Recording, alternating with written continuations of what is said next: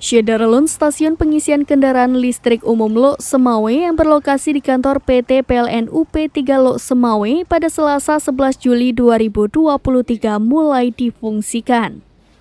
Peresmian stasiun pengisian kendaraan listrik umum tersebut sudah dilaksanakan sekaligus uji coba pengisian daya di kendaraan listrik serta tes drive mobil listrik. Manajer PLN UP3 Lok Semawe, Dimas, mengatakan dengan terus berkembangnya pemanfaatan kendaraan berbasis listrik atau baterai ini, PLN Aceh terus mendukung penguatan dalam mendorong ekosistem kendaraan listrik dengan menyiapkan sarana infrastruktur yang dapat mendukung pemanfaatan kendaraan listrik agar dapat memperkenalkan electrifying lifestyle atau gaya hidup serba listrik agar ramah lingkungan. Untuk memastikan kenyamanan pemilik EV tersebut, tim PLN UID Aceh telah melakukan road trip dengan menggunakan mobil listrik dari Banda Aceh menuju Langsa, berhenti satu kali di Lok Semawe untuk melakukan pengisian daya.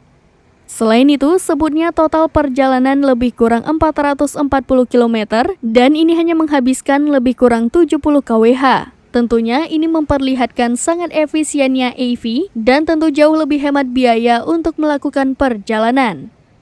Keberadaan SPKLU di Lok Semawe ini selaras dengan instruksi manajemen PLN dengan mengacu pada instruksi Presiden serta tujuan pemerintah dalam mewujudkan transformasi transportasi dan menjadi daerah green energy dalam mengurangi pemanasan global.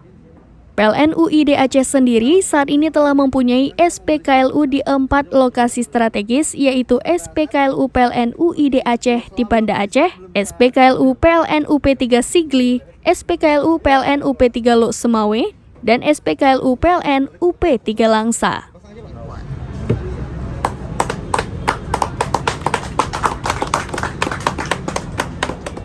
Dari Lok Semawe, Zaki Mubarak, serambinews.com.